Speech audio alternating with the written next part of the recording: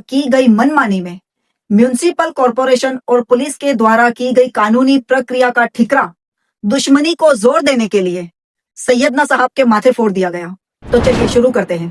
पहले तो ये बताती हूँ कि एग्जैक्टली हुआ क्या था उस दिन। तो इसने बात लिखी है 20 दिसंबर 1928 की। अगर मैं दिसंबर 1928 की बात करूं तो उस वक्त ब्रिटिश का जमाना चल रहा था, पेंडामिक का समय था और आदमजी पीर भाई के लड़कों ने 51 में दाई पे केस लगाए हुए थे। तो जैसा मैंने बताया कि महामारी का समय चल रहा था, तो ब्रिटिश गवर्नमेंट और मुंबई म्युनिसिपल कॉरपोरेशन यानी बीएमसी ने कड़े पब्लिक हेल्थ और सैनिटेशन नियम बनाए थे, जिसके तहत किसी भी रिहायशी इलाके या निजी प्लॉट या सैनिटोरियम परिसर में बिना म्युनिसिपल हेल्थ कमिश्नर की अनुमति के कोई भी शव दफनाना पूरी तरह से गैर कानूनी था। बल्कि असल खेल ही यही है कि आदमजी पीर भाई के परिवार ने बिना म्युनिसिपल परमिशन के चरनी रोड स्थित अपनी निजी जमीन पर ही शव को दफना दिया था।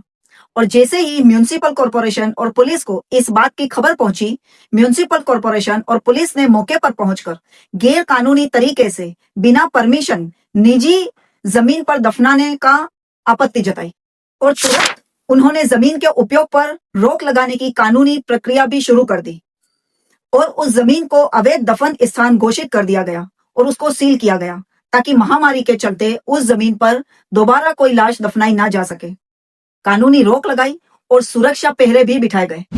अब मुख्य बात आती है, महामारी के चलते म्युनिसिपल कॉरपोरेशन और पुलिस के हाथ में पूरा अधिकार था कि वहां लाश को बाहर निकाल के ऐसी जगह दफनाए जहां पर उस वक्त महामारी के चलते लाशें दफनाई जा रही थी। मगर ब्रिटिश गवर्नमेंट या बीएमसी या पुलिस ने ऐसा कुछ नहीं किया, बस सिर्फ उस जगह को सील करके कानूनी रोक लगाई और सुरक्षा पहरा बिठाया। अब सवाल यह है कि जब पहले से वहां सुरक्षा पहरा था तो कोई भी वहां आकर लाश कैसे निकाल सकता था? मतलब आदमजी पीर भाई के बेटों द्वारा की गई मनमानी में म्युनिसिपल कॉरपोरेशन और पुलिस के द्वारा की गई कानूनी प्रक्रिया का ठिकरा दुश्मनी को जोर देने के लिए सैयदना साहब के माथे फोड़ दिया गया। और ये नाबालिग बच्चियों का सौदागर लोक स्वामी वाला चंद सिक्कों की खनक पे मुजरा कर रहा है और एक सर्वोच्च धर्मगुरु पर न सिर्फ आरोप लगा रहा है, बल्कि अमर्यादित भाषा का कोई शब्द उसने बाकी नहीं रखा जो इस खबर में उसने ना छापा हो।